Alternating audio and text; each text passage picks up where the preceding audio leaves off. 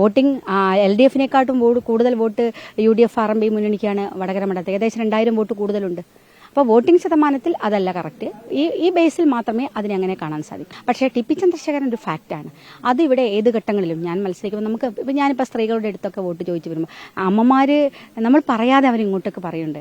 ആ കണ്ണീര് ഞങ്ങൾ മറക്കില്ല എന്ന് പറയുന്ന സ്ത്രീകളെ നമുക്ക് കാണാൻ കഴിയും. വടകരയിൽ UDF പിന്തുണയ്ക്കുന്ന RMP സ്ഥാനാർത്ഥി KK രമയാണ് എനിക്കിപ്പോൾ. ഇത് രണ്ടാമത്തെ മത്സരമാണ്. എങ്ങനെയാണ് ഈ ഒരു അവസാന ലാപ്പിലെത്തി നിൽക്കുന്ന മത്സരം? നല്ല മത്സരമാണ് നടക്കുന്നത്. നല്ലൊരു രാഷ്ട്രീയ പോരാട്ടം നടക്കുന്നുണ്ട്. ശക്തമായ തെരഞ്ഞെടുപ്പ് മത്സരം വടകര മണ്ഡലത്തിൽ നടക്കുന്നുണ്ട്. ഇത്തവണ എന്തൊക്കെയാ പ്രധാനപ്പെട്ട ചർച്ചാ വിഷയങ്ങൾ വടകരയിലുള്ളത്?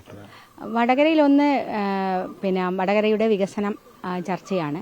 കഴിഞ്ഞ 5 വർഷവും വടകര മണ്ഡലത്തിൽ നടത്തിയ പദ്ധതികൾ തീർച്ചയായിട്ടും ജനങ്ങളുടെ മുന്നിലുണ്ട്. അതിൻ്റെ വിഷയങ്ങൾ ചർച്ച ചെയ്യുന്നുണ്ട്.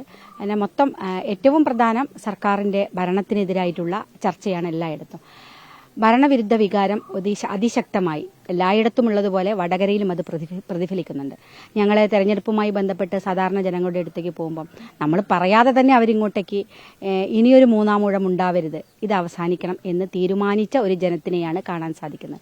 അത് തന്നെയാണ് ഏറ്റവും പ്രധാനമായിട്ട് ഇവിടെ ചർച്ചാ വിഷയമായിട്ടുള്ളത്. LDF-ന്റെ ഭാഗത്തുനിന്നൊരു സ്വാഭാവിക പ്രതികരണമാണെങ്കിൽ കൂടി അവർ പറയുന്നത് മറ്റു മണ്ഡലങ്ങളിൽ ഇപ്പോൾ നാദാപുരത്തോ അല്ലെങ്കിൽ കുറ്റ്യാടിയിലോ ഒക്കെ കണ്ട പോലെ ഒരു വികസന പ്രവർത്തനങ്ങൾ ഇങ്ങോട്ട് എത്തിക്കാൻ ഫണ്ടിന്റെ തുക പറയുമ്പോൾ അത്രയും തുക ഇവിടെ ചെലവാക്കിയിട്ടില്ല എന്നുള്ളതാണ്. അല്ല, ഫണ്ട് തരേണ്ടത് സർക്കാരായിരുന്നല്ലോ. പ്രതിപക്ഷ MLA എന്ന നിലയ്ക്ക് വലിയ അവഗണന നേരിട്ട ഒരാൾ കൂടിയാണ് ഞാൻ. കാര്യമായ ഫണ്ടുകൾ പല സമയത്തും നമുക്ക് കിട്ടിയില്ല. അതുകൊണ്ട് തന്നെയാണ് അത് തരേണ്ടത് സർക്കാരായിരുന്നല്ലോ. നമ്മളെ പ്രപ്പോസലുകൾ ഏകദേശം 40ഓളം പ്രപ്പോസലുകൾ ഇപ്പോൾ സർക്കാരിൻ്റെ അടുത്ത് ഇങ്ങനെ കിടക്കുകയാണ്.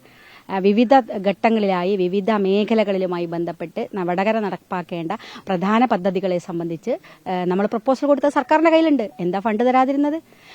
പിന്നെ തീർച്ചയായിട്ടും അത് ആ തരത്തിൽ തന്നെയാണ് നമുക്ക് ഈ മണ്ഡലത്തിൽ സ്റ്റാറ്റ്യൂട്ടറി ആയിട്ട് നമുക്ക് കിട്ടുന്ന MLA ഫണ്ടും ബഡ്ജറ്റ് ഫണ്ട് 5 കോടിയാണ് നമുക്ക് തരുന്നത്.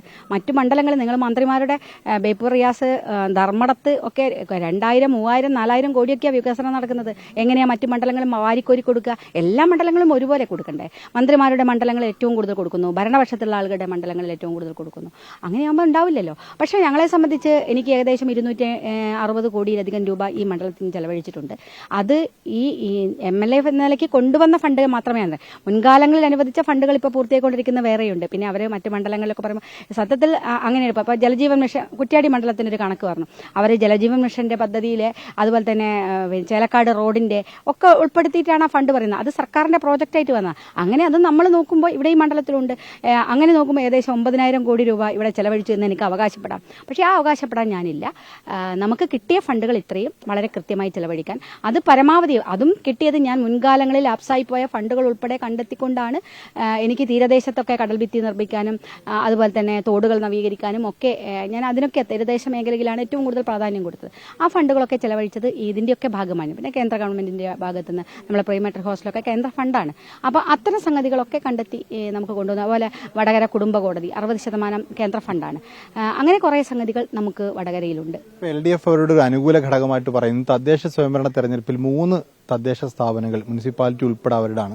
UDF 2 പഞ്ചായത്തുകളിലാണ് ഭരിക്കുന്നത്. അപ്പോൾ തദ്ദേശ തെരഞ്ഞെടുപ്പിൽ അവർക്ക് അനുകൂലമായൊരു ട്രെൻഡ് ഉണ്ടായി എന്നുള്ളതാണ്. അല്ല, ഒരിക്കലുമല്ല. കാരണം പഞ്ചായത്ത് ബേസ് നോക്കുമ്പോൾ അത് കറക്റ്റാണ് കണക്ക്. ഒരു മുനിസിപ്പാലിറ്റിയും 2 പഞ്ചായത്തും 2 പഞ്ചായത്ത് ഇപ്പുറത്ത് വരിക്കുന്നു. പക്ഷേ വോട്ടിംഗ് ശതമാനത്തിൽ അതല്ല. വോട്ടിംഗ് LDF-നേക്കാട്ടും കൂടുതൽ വോട്ട് UDF RMP മുന്നണിക്കാണ് വടകര മണ്ഡലത്തിൽ. ഏകദേശം 2000 വോട്ട് കൂടുതലുണ്ട്. അപ്പോൾ വോട്ടിംഗ് ശതമാനത്തിൽ അതല്ല കറക്റ്റ്. ഈ ബേസിൽ മാത്രമേ അതിനെ അങ്ങനെ കാണാൻ സാധിക്കൂ. സ്വാഭാവികമായിട്ട് KK രമയുടെ സ്ഥാനാർത്ഥിത്വം വരുമ്പോൾ ഇവിടുത്തെ അക്രമ രാഷ്ട്രീയവും TP ചന്ദ്രശേഖരന്റെ വധവും ഒക്കെ ചർച്ചയ്ക്ക് വരുമല്ലോ. അത് ഇത്തവണ ഈ വടകര മണ്ഡലത്തിൽ എഫക്റ്റീവ് ആണെന്ന് തോന്നുന്നു. അല്ല, വടകര മണ്ഡലത്തിൽ അതും സ്വാഭാവികമായിട്ട് ചർച്ചയുണ്ട്.